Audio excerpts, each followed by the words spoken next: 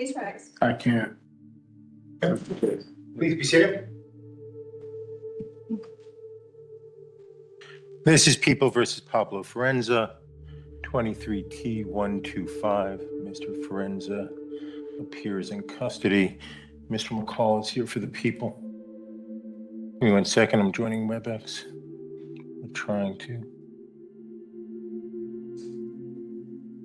Mr. Forenza refused to stand before the entry. I can't stand. I'm shackled like a criminal over a traffic citation. No, you're not here on a traffic citation. You're here on contempt. Are we having a contempt hearing, Your Honor? Well, I'm going to give you that opportunity. I'm going to advise you if you'd like it. Let me start by reading the relevant portions of the contempt rule, Mr. Forenza. This is Rule 407. This is of the rules of civil procedure, but that same rule applies to criminal actions such as this one. I'll read the relevant sections. Subsection A1, disorderly or disruptive behavior, a breach of the peace, boisterous conduct, or violent disturbance toward the court, or conduct that unreasonably interrupts the due course of judicial proceedings, behavior that obstructs the administration of justice, disobedience or resistance by any person to or interference with any lawful writ, process, or order of the court, or any other act or omission designated as contempt by the statutes of these rules. This will be direct contempt, and I will cover that in a second, but the rule is... This explanation matters. Direct contempt means the judge personally witnessed the misconduct, which allows immediate punishment without a separate trial. Walking out, refusing orders, and disrupting proceedings all qualify. Do you think defendants realize how quickly defiance turns into jail time? Direct contempt is contempt that the court has seen or heard and is so extreme that no warning is necessary, or that has been repeated despite the court's warning to desist. Subsection 4 defines punitive sanctions for contempt, which includes punishment by an unconditional fine, fixed sentence of imprisonment, or both, for a conduct that is found to be offensive to the authority and dignity of the court. Most notably is subsection B, as in boy, which says addresses direct contempt proceedings. When a direct contempt is committed, it may be punished summarily. In such case, an order shall be made on the record in writing reciting the facts constituting a contempt, including a description of the person's conduct, a finding that the conduct was so extreme as that no warning was necessary, or the person's conduct was repeated after the court's warning to desist, and a finding that the conduct is offensive to the authority and dignity of the court. Prior to the imposition of sanctions, the person shall have the right to make a statement of mitigation. Mr. Forenza, I'm going to offer you that opportunity in a little bit. I make a specific finding that all conduct that I'm referencing occurred in my presence and therefore is direct contempt. Very specifically, let me make some reference. Mr. Forenza has been disrespectful to the court, to opposing counsel, and even to my clerks throughout the proceeding. He has filed spurious documents. He's made nonsensical arguments. He's been argumentative with the court, but I was willing to let all of that go so we could try the matter. On the day of trial, which I believe was November 24th, Mr. Forenza appeared on time, but stayed in the gallery along with who I believe is his wife. I repeatedly, at least 3 times, but perhaps 4 or 5, told him to approach the court, to cross the bar and sit at table so we could address the trial. Mr. Forenza failed to do so in my direct presence. He told me I had no jurisdiction, left the courtroom, and then amazingly was able to leave the building as well. This is where things shift from stubborn defiance to serious consequences. The judge isn't reacting to a traffic ticket anymore. He's addressing conduct that directly challenged the court's authority. And from this point forward, everything hinges on whether accountability finally catches up. In any event, he has not returned since November 24th, other than A few pleadings that I'm guessing were filed that day or the day before. I've had no interaction with this case since November 24th. I make a finding that Mr. Forenza was under an order to perform, that is to come to the table. He refused to perform in accordance with that order, and even though he had the ability to perform, obviously he was mobile, he was able to make it into the courtroom and then, of course, make it out. He was repeatedly warned, and I note that. I gave him multiple opportunities to approach, and he disregarded all of them.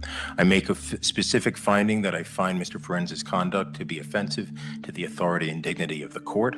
I make a specific finding that he engaged in misbehavior that rises to the level of obstruction of justice. The behavior happened in my presence. The conduct was intentional and willful, and these actions seriously affronted and disrupted the administration of justice. In that regard, I will note that I went and met with the... Here's the real damage. Dozens of jurors summoned, witnesses prepared, and court resources wasted. Courts treat this seriously because it affects real people, not just paperwork. Should personal ideology ever excuse wasting an entire jury's time? 30 or so jurors who had appeared for the trial that Mr. Forenza simply blew off. I had to explain why that happened, and I had to waste all of their time. I also wasted the time of the witnesses. Mr. Forenza, I didn't waste anybody. Mr. Forenza also wasted the time not only of the jurors, but of the witnesses, counsel, the court, and everyone else. The court finds him in direct contempt. I made a similar record on the morning of trial, but Mr. Forenza had bolted from the courtroom, and therefore I find he was not advised at that time, so at least not in any significant way, and I hereby advise him. I am considering a jail term for the contempt unrelated to the underlying charges, Mr. Forenza. I'm going to offer you some opportunities of how you want to proceed. First, if you wish, you can make the statement of mitigation right now, if you wish to. If you do not wish to, if you wish to consult with counsel, I will give you time to hire your own counsel, but you will remain in custody during the interim. I would even be open to the appointment of counsel if you believe you are indigent. In fact, I would appoint counsel if you were indigent. How would you like to proceed? And if you'd like a few moments to think about that, I'm fine with that. Is that the only option is how I like to proceed, or can I make a statement? Right, so I'm offering you option one and options 2 and 2A. Option 2A and 2B. Option 1 is you can make your statement of mitigation right now, right? And without counsel, the only person in the room other than court staff and the deputy is Mr. McCall. We are live streaming. You can make that. If you'd prefer, you can contact an attorney, and I will set this over for a time where you can make the argument through an attorney. Or appoint, that's 2A. And then 2B, if you believe you're indigent, I will appoint counsel. Could you explain indigent, please? The judge is clearly protecting the record here. He explains indigence, the right to appointed counsel, and the risk of jail, all before sentencing. This eliminates appeal arguments later. Would you proceed without a lawyer when jail time is explicitly on the table? You don't have any money. I'm sorry. You meet the guidelines, you're in custody, and so I can appoint alternate defense counsel to represent you in the contempt proceeding if you are indigent. The actual language is in a Supreme Court guidance which says, Colorado, I'll just read it to you. Colorado Rules of Civil Procedure 107 and 407 provide for the appointment of counsel to an indigent person cited for contempt where a jail sentence is contemplated. I am contemplating a jail sentence, Mr. Forenza. If the court appoints private counsel to prosecute a contempt action, which is not applicable here, or to represent an indigent party for contempt charges, that is relevant here, the judicial department will pay for counsel, as there is no statutory authority for the public defender or alternate defense counsel to represent clients for the sole purpose of contempt. But to qualify, you would have to be indigent, which means you would fit below the guidelines for public defender representation. If you wish, I can print those guidelines out for you.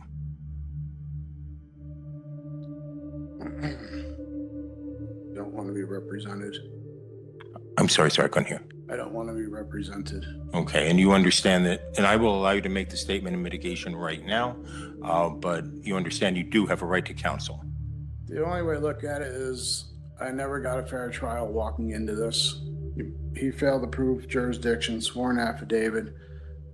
The courts failed, personal, subject, territorial. I moved it to federal. I even had documents which I sent. It was ignored. Everything gets ignored. I'm just, you know what? I guess I'll just let you beat me up, throw me in jail, get it over with, because you can't keep me the rest of my life. And then, I'll deal with the consequences and things later. I mean, that's where I'm at. Okay. It's not right over a traffic citation where all I did is I came here in good faith to resolve the matter. And it was just, I could get nothing. There's no nature and cause of there. There's no sworn affidavit for me to even move forward on. And this court can't move forward on. That's all I asked for. And it was like retaliatory. I just got beat up. That's all this is. It's a traffic citation. It's not a crime. Nobody was injured. If that's, if that's what you call justice and fair, I'm not here to sit here and pick at anybody, go after, and that's not what it's about. When I posted bond for whatever it was, I came here and I didn't run. I came here to settle the matter. And that's all I wanted to do. And I just wanted a fair trial. That's it. But you get in my shoes, and how does it feel when you're just getting beat up and the judge you feel is being biased in the case? I mean, what do we do? This is the defendant's chance to reduce consequences. But instead of mitigation, he doubles down on jurisdiction theories. Judges listen for accountability, not ideology. Do you think showing responsibility here could have changed the outcome? What else, Mr. Forenza? Nothing else. Mr. McCall, I should have asked you this before I moved to is there anything that people want to say on this? Your Honor, the people spent a good amount of time preparing for this trial. We actually brought the officer from across the state, met with him on the weekend beforehand to prepare for the trial. Officer Carnes was kindly enough, like I said, to drive on his own accord and his own expense to be here. He said he would come back for a retrial. He would request to be flown back, just given the type of the weather that it would be probably when it would be done. The people are still open to a plea agreement in this case for the traffic citations. We understand Mr. Forenza's stance as a sovereign citizen of what law he feels applies, but Your Honor, we believe that the traffic laws of Colorado apply in this case. We are more than willing to negotiate a plea agreement to this day, but at this point, Your Honor, that's where the people are, Your Honor. We didn't anticipate any jail in this case. We didn't anticipate anything but to paying the penalties for speeding 25 to 39 over on the Riverside Parkway back in 2023, and the failure license. Your Honor, the speeding ticket, I would even reduce it to 20 to 24 over to keep it in as a traffic infraction. On the contempt. On the contempt, Your Honor. Your Honor, it's been an interesting case for me. I've never had a case that have gone this long with kind of like the lack of being able to move forward. I've never been personally federally attempted to be sued in any case based upon a fee schedule. It finds it interesting that Mr. Forenza believes that contract law applies in this case, but only one way, his contract law.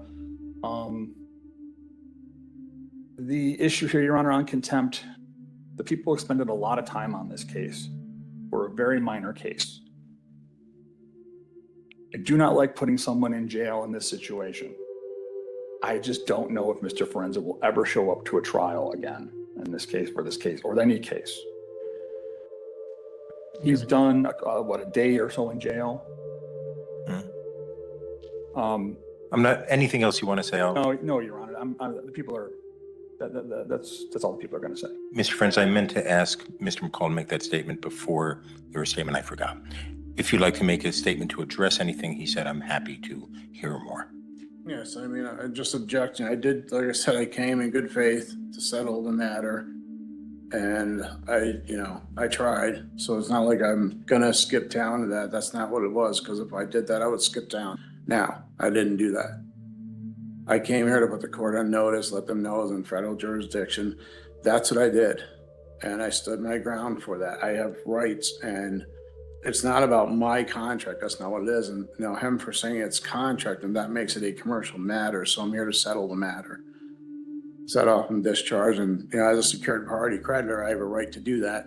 An attorney, in fact, representing the estate. So I would like to do that. Let's settle the matter. Let's just wash. I'll give you an opportunity to resolve the matter, but we're talking about the contempt right now.